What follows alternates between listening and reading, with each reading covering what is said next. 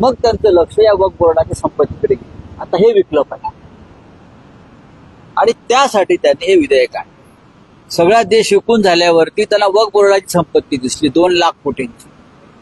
मग ते आपल्याच माणसांना मिळायला पाहिजे आणि मग त्यांनी हे वक्फ बोर्डाचं विधेयक सुधारणा विधेयकाच्या नावाखाली या संपत्तीचा गोरगरिबांना काय फायदा होणार, मुसलमानांना आहे ना.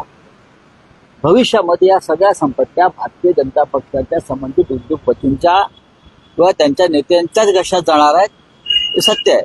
पण हिंदुत्वाचं नाव द्यायचं आणि गिळायचं, बाकी काही. त्यावरून हिंदुत्वाचा धागा जोडून आपल्यावरही टीका करण्याची प्रयत्न करू द्या ना. माझ्यावर टीका करायला त्यांच्याकडे आहे का? सत्य बोलणाऱ्या माणसावरती चिखल उडवणार, हल्ले करणार. मी जे बोलतोय ते खरं आहे का खोटं आहे त्याने आत्ता सांगावं माझ्यासमोर. अमित शहा लोकसभेतल्या भाषणात सांगितलं ना, तुम्ही भाषण पत्रकारांनी नीट ऐकलं पाहिजे त्यांचं. त्याचा उल्लेख मी राज्यसभेत केला.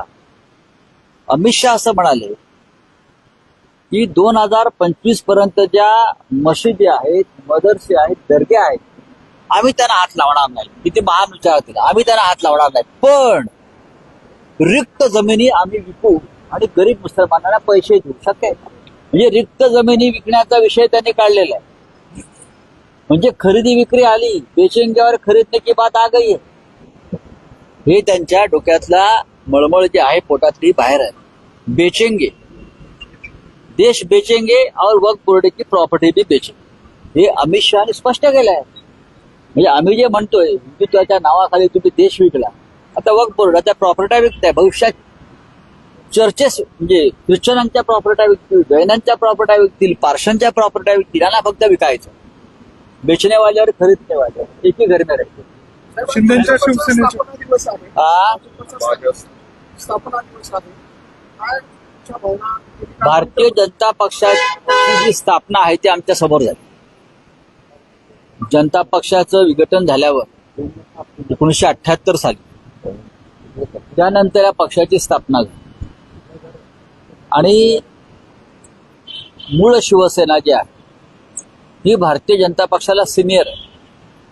आमचा जन्म त्यांच्या आधी झाला शिवसेनेचा 60च्या दशकात आणि 78 साली जन्माला. त्याच्यामुळे आमच्या समोर यांचा जन्म झालेला आहे.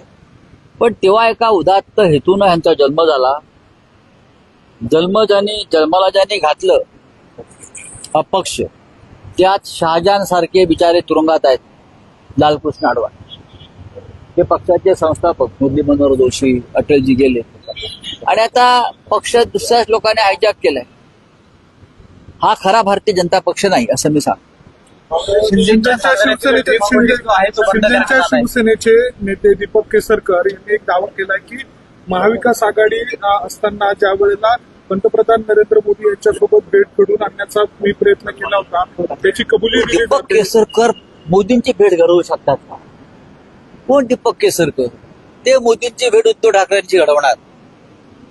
ज्या ठाकरे कुटुंबाशी मोदींशी वर्षांची संबंध आहेत, तर केसरकरांची गरज आहे.